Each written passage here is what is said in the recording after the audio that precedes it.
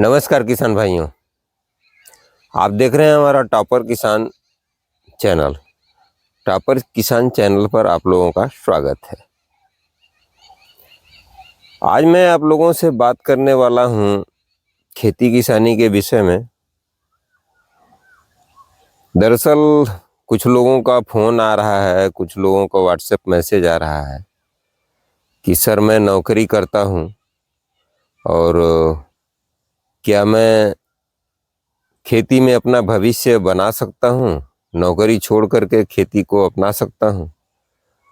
निसंदेह किया जा सकता है, लेकिन इसके लिए एकाएक डिसीजन लेना और ऐसी परिस्थितियों में डिसीजन लेना, ऐसी परिस्थितियों में निर्णय लेना जब आपके पास पैसे कम हो तो थोड़ा मुश्किल भरा काम होता है।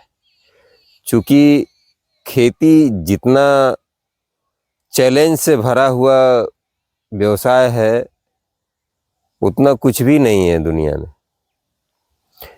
इसलिए कि जो भी हम खेती करते हैं, चाहे किसी भी फसल की हो, वह हम खेतों में करते हैं तो खेतों में हमारी फसल यूं ही पड़ी रहती है। कभी आंधी तूफान से नुकसान हो सकता है, कभी ओलावृष्टि से नुकसान हो सकता है।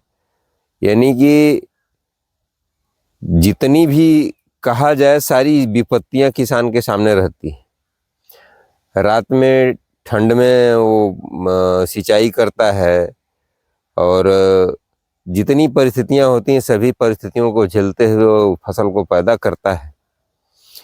और एक नौकरी करने वाला व्यक्ति निश्चित रूप से तय समय तक सिर्फ ड्यूटी करता है और ड्यूटी करने के बाद वो आराम से आकर के खाता पीता है और सो जाता है, अपने बाल बच्चों में रहता है। हालांकि किसान भी घर पर रहता है, सही है, लेकिन तमाम परिस्थितियां ऐसी होती हैं जो एकदम नौकरी से विपरीत होती हैं।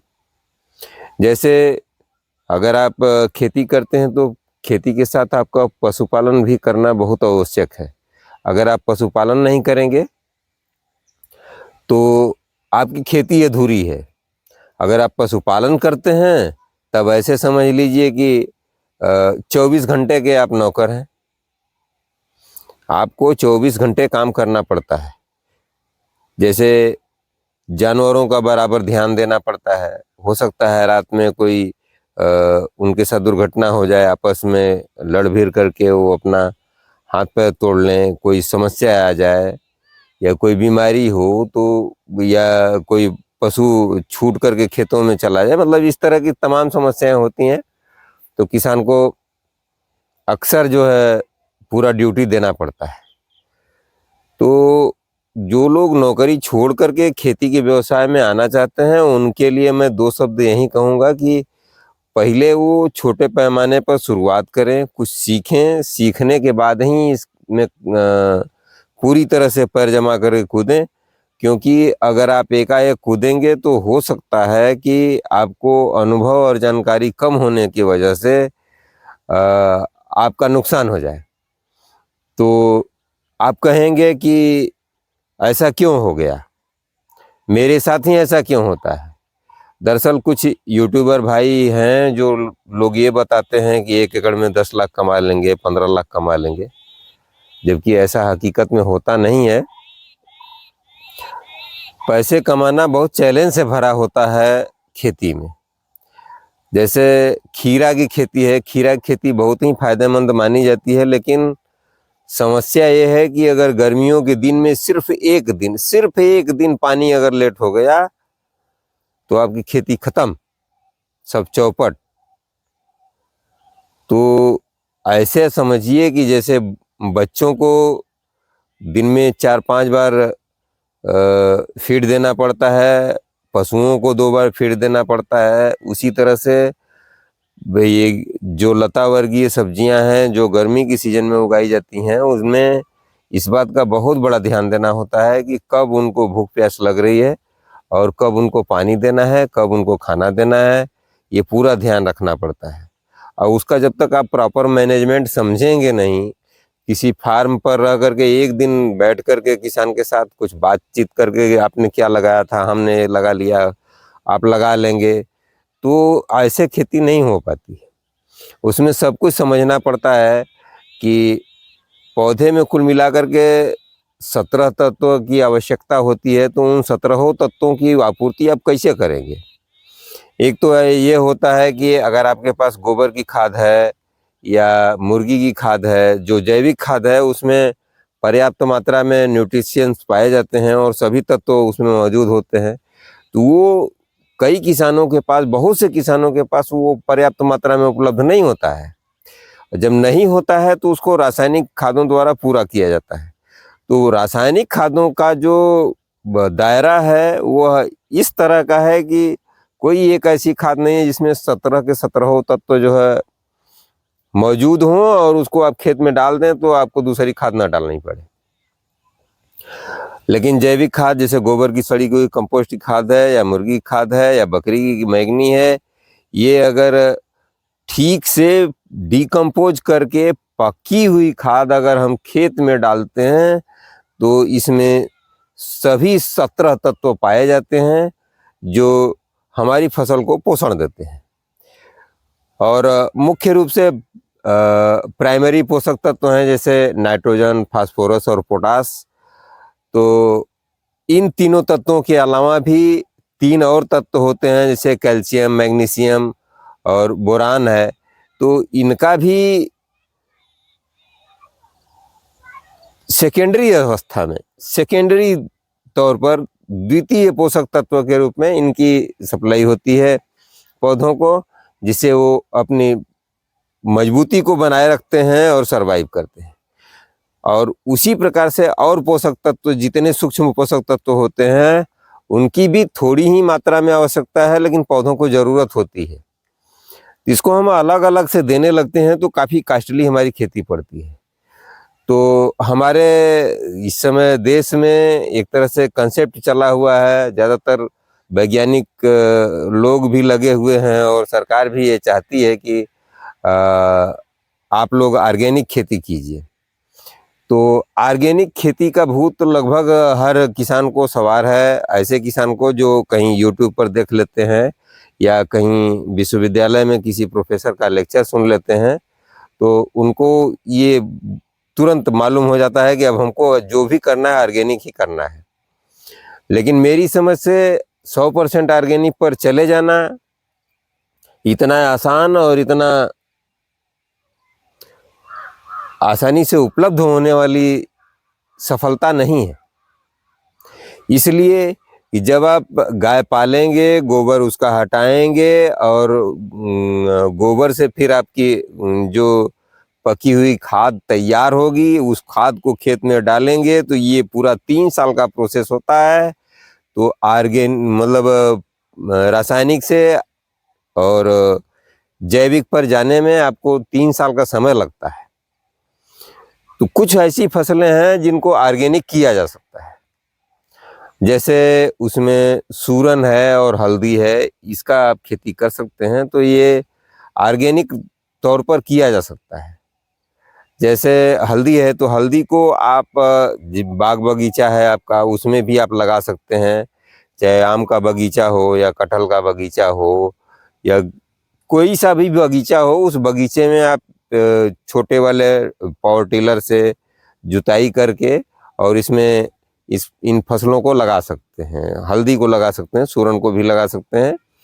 कुछ हद तक जिंजर जिसको कहते हैं, अदरक, उसकी भी खेती की जा सकती है, लेकिन मैं सबसे ज़्यादा सुरक्षित हल्दी को मानता हूँ। हल्दी में भी अच्छी वैरायटियों का चुनाव जरूर कर लें, क्योंकि वैरायटियाँ तो सभी अच्छी होती हैं। कोई यील्ड अच्छा दे देती है तो किसी में करक्यूमिन अधिक है और किसी का बहुत बहुत बढ़िया स्वाद है। इस तरह से अगर देखा जाए तो ये जो एक सीमैप द्वारा विकसित की गई औषधि एवं सुगंधी पौधा अनुसंधान संस्थान लखनऊ, सीमैप द्वारा जो विकसित की गई वैरायटी है सीम पीताम्बर, ये काफ़ी अच्छी वैरायटी है हल्दी की। आप इस हल्दी की खेती को करके ऑर्गेनिक में घुस सकते हैं। उसमें थोड़ा सा आपको प्रॉब्लम ये हो सकता है कि अगर आपके पास आपके खेत में पर्याप्त मात्रा में जीवांश नहीं है तो उत्पादन कम हो सकता है, लेकिन 100% ये फेल नहीं कर सकती। तो हल्दी की खेती करके आप सफलता अर्जित कर सकते हैं। और प्रवेश के रूप में, एंट्री के रूप में हम ये समझते हैं कि किसी भी किसान को जो ऑर्गेनिक खेती करना चाहता है, मिलेट्स और अनाज उगाना चाहता है, उसके लिए सबसे अच्छा साधन ये है कि पहले उसको कंदवर्गीय सब्जियों में जाना चाहिए। जैसे ये हल्दी है और सूरन है, और ये आपका जिसको जिमीकंद भी कहते हैं, और अरवी है, इसकी खेती आप कर सकते हैं। और ये आपकी अदरक है, अदरक की खेती कर सकते हैं, जिसको जिंजर कहते हैं, तो इसकी भी खेती आप कर सकते हैं। तो इसको एंट्री के रूप में इस्तेमाल किया जा सकता है।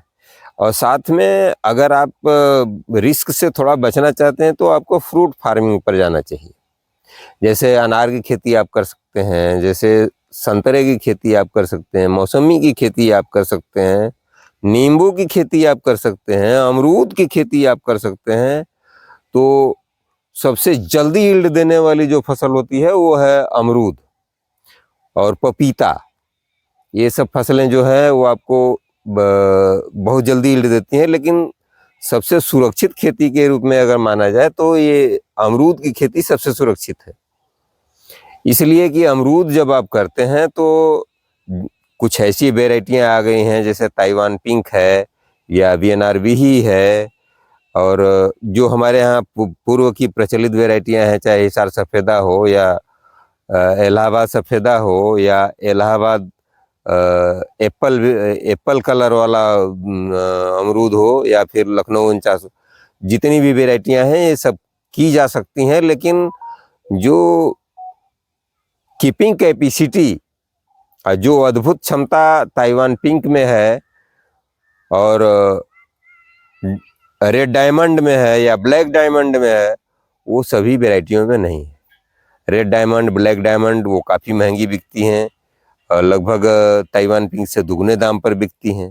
ताइवान पिंक अगर 40 रुपये बिकता है तो रेड डायमंड 80 रुपये बिकता है। वहीं ब्लैक डायमंड 100 रुपये का रेट आज़ादपुर मंडी में रहता है अक्सर, और वहीं पर देसी अमरूद 15 से 20 रुपये किलो बिकता है। तो जब उसी खेत में उगाना है तो आप इस तरह से ऑर्गेनिक करके इसमें जा सकते हैं, और ऑर्गेनिक रूप से बिल्कुल सफल किया जा सकता है। बागवानी में जा कर के उसमें आप नींबू भी कर सकते हैं टोटल ऑर्गेनिक, और संतरा, नारंगी, कुछ भी आप कर लें, सब सक्सेस है। जहाँ जैसा एरिया है, हमारे यहाँ ठंड अधिक पड़ती है तो उत्तर प्रदेश में आप इसकी खेती ज़रूर कर सकते हैं। कुछ ऐसी फसलें हैं जिनकी खेती हमारे यहाँ सिर्फ एक सीज़न में ही होती है, जैसे कटहल है, तो कटहल हमारे यहाँ एक बार ही एक सीज़न में फ्रूट देता है। और कई बार कहते हैं कि ये वियतनाम 12मासी है, ये 12 महीने आपको उत्तर प्रदेश में फ्रूट देगा, लेकिन अभी तक तो मैंने कहीं रिजल्ट देखा नहीं। अब देखते हैं, जैसा देखेंगे वैसा आप लोगों को दिखाएंगे भी। अगर कहीं आपको हमको दिखता है इसका प्लांट तो ज़रूर हम देखेंगे, क्योंकि हमारे एक मित्र हैं डॉक्टर ब्रह्मदेव कुशवाहा जी, तो वो करीब 100 पौधे लगाए हैं, 4 साल पहले के लगाए हैं। और जब वो पौधे लाए थे तो उसमें छोटे छोटे फल लगे हुए थे, लेकिन आज की कंडीशन ये है कि उनमें बिल्कुल भी किसी भी पौधे में कोई फल नहीं आया है, एक सीजन भी फल नहीं आया है। जबकि बीजू अगर पौधा रहा होता तो आज तक वो फल दे दिया होता। तो देखिए, क्वालिटी, वैरायटी, हर चीज़ का चुनाव बहुत सावधानी से करना है किसान भाइयों। अगर इसमें ज़रा सा भी असावधानी बरतेंगे तो आपका लॉस हो जाएगा। तो कौन सी वैरायटी बाज़ार में बिकती है, किस वैरायटी का कौन सा कहाँ अच्छा रेट मिलता है, सारा चीज़ का पूरा अध्ययन कर लें, फिर इसमें आने से आपको फ़ायदा होगा। और अगर आप एकाएक कूदना चाहते हैं तो मैं तो नहीं कहूँगा कि आप एकाएक कूद जाइए। पहले आप उसको समझिए, सीखिए, उसके बाद धीरे धीरे धीरे धीरे करके आप अगर बढ़ते हैं तो निश्चित रूप से आपको सफलता मिलेगी। तो उम्मीद है कि आप लोगों को कुछ काम की जानकारी मिली होगी। अगर ऑर्गेनिक पर घुसना चाहते हैं तो सर्वप्रथम आप फ्रूट फार्मिंग पर जाइए और हल्दी जैसी फसलों पर जाइए, तो उसमें भी वैरायटी का चुनाव कीजिए अच्छी। जैसे सीम पीताम्बर है तो ये बहुत अच्छा यील्ड भी देती है और इसमें करक्यूमिन की मात्रा सबसे अधिक पाई जाती है, जिसको कैंसर रोधी तत्व कहते हैं। तो वो लगभग 10% से भी ऊपर होता है इसमें। तो ऐसी वैरायटी का चुनाव करें, क्योंकि भविष्य में जब भी आपको उसकी खेती करनी पड़े या आपको बेचना पड़े या कहीं कोई आवश्यकता पड़े तो वो आपके कसौटियों पर खरी उतरे, वो कभी फेल ना करे। और उत्पादन भी इसका हम देखते हैं कि 1 एकड़ में 150 से 200 कुंटल तक उत्पादन मिल जाता है। अभी हमारे एक साथी किसान भैया मनोज जी आए थे प्रयागराज से चल करके, तो वो हमारे डॉक्टर साहब के प्लाट पर गए थे। वो हल्दी का एक पौधा उन्होंने देखा तो उसको वो अपने हाथों से ही उंगलियों से खोद करके निकाल लिया, और निकाल करके उन्होंने जब वजन किया तो प्लेट भी आए। एक पौधे से ये आपका देख रहे हैं, ये हल्दी सीम पीताम्बर है, इसका वजन निकला है 540 ग्राम। ये किसान भैया आए हुए हैं। आप अपना परिचय बताइए किसान भैया। हमारा घर ये जिला इलाहाबाद में है, प्रयागराज में है। अच्छा। और ग्राम है पावन मनौरी के पास, वहीं से आए हैं। तो ये आप अपने हाथों से खुदाई करने लगे, आप इसका तो निकाल कर लेकर आए हैं एक पौधे का।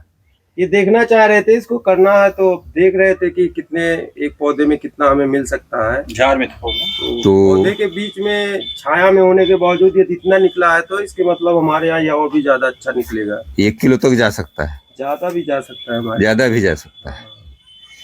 तो आपको ये वैरायटी कैसी लगी? ये सीम पीताम्बर है जिसमें करक्यूमिन की मात्रा सबसे अधिक होती है, तो ये वैरायटी आपको कैसी लग रही है? बढ़िया, क्वालिटी तो बढ़िया दिख रही है। अच्छा अच्छा। तो बारे में सुने थे तभी इतनी दूर से आए हैं। अच्छा, तो वहां से आए हैं आज इसको देखने के लिए? हल्दी के लिए आए थे। तो आप इसको खोद करके अपने हाथों से खोदे हैं? हाँ, अब इतनी दूर से आए तो आप देखेंगे। तो कैसा लगा? अच्छा लगा आपको? बढ़िया बढ़िया लगा है। तो कब से प्लानिंग कर रहे हैं आप इसकी हल्दी की खेती करने की? इस बार बस इस बार लगाएंगे। अभी थोड़ा सा सीजन में 1-2 बीघे लगाएंगे, फिर उसके बाद इसका धीरे धीरे। अच्छा अच्छा। हमारे किसान भाइयों से क्या कहना चाहेंगे आप? हम यही कहना चाहेंगे, आने वाले समय में ये मसाले का संबंधित ये हर घर में जरूरत है, इसकी खेती करनी चाहिए जी। बेनिफिट ज्यादा है, लॉस नहीं है।